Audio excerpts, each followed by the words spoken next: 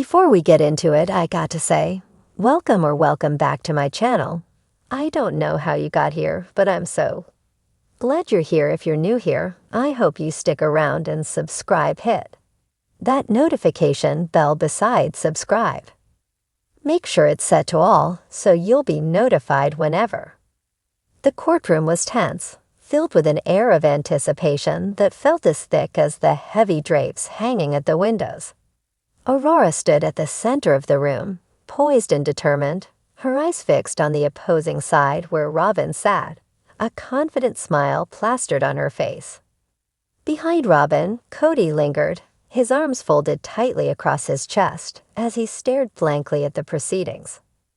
But this wasn't just another family dispute. It was the culmination of years of underlying tensions, secrets, and power struggles.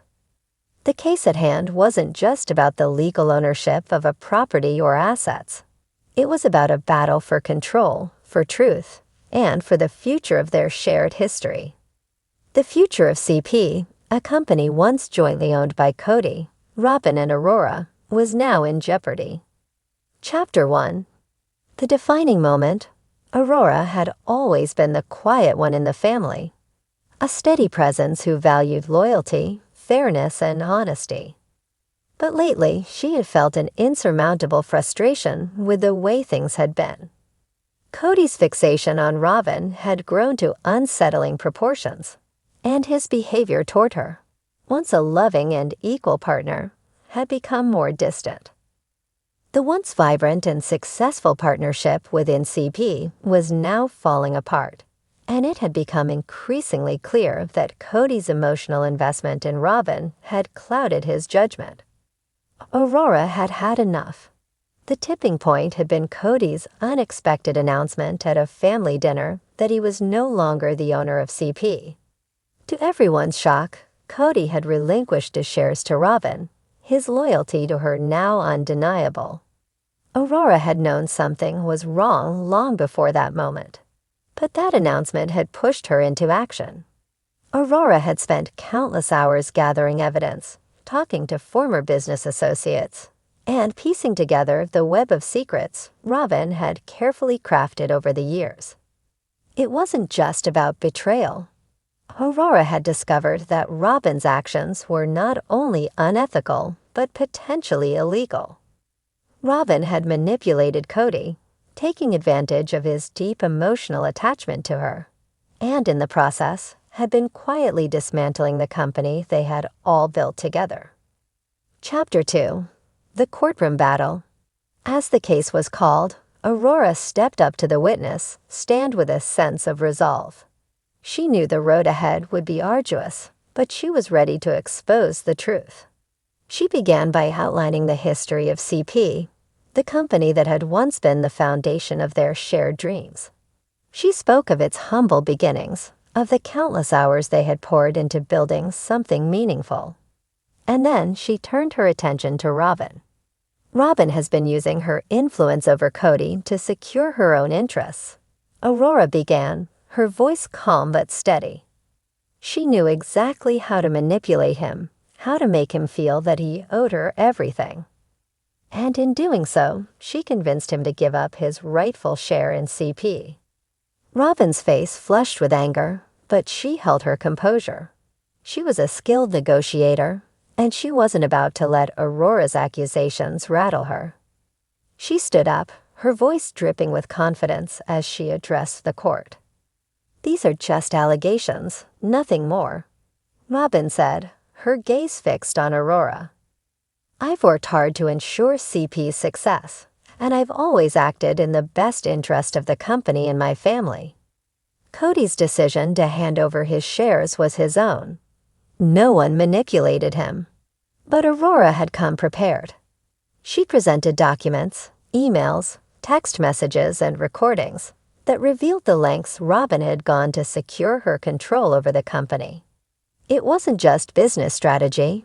It was a calculated effort to isolate Kody from the people who had once been his closest allies. One of the emails she presented was particularly damning. It showed Robyn actively encouraging Kody to distance himself from his other wives and business partners, painting them as obstacles in his path to happiness. In one exchange, Robyn wrote, "You deserve to have your own life, Kody. Don't let anyone hold you back from what you truly want. Let me help you make the right decision." The right decision, it turned out, was handing over the reins of CP to her. As the documents were laid bare, the courtroom murmured in shock. Robyn's confident exterior began to crack, though she fought to keep it together. Chapter 3. Kody's Fixation. Throughout the trial, Kody remained silent. His eyes were fixed on the proceedings, but his mind seemed to be elsewhere. He hadn't once looked directly at Aurora, and the tension between them was palpable. It was clear to everyone present that Kody's loyalty to Robyn had overshadowed everything else in his life. He was fixated, trapped in a cycle of emotional dependence on Robyn, unable or unwilling to see the damage it was causing to the family and to CP. His fixation was something that had been developing for years. It started subtly, small gestures, moments of tenderness, a special connection that only they shared. But over time, it grew stronger, more consuming. Kody had always been a man of deep emotion, and Robyn had taken full advantage of that.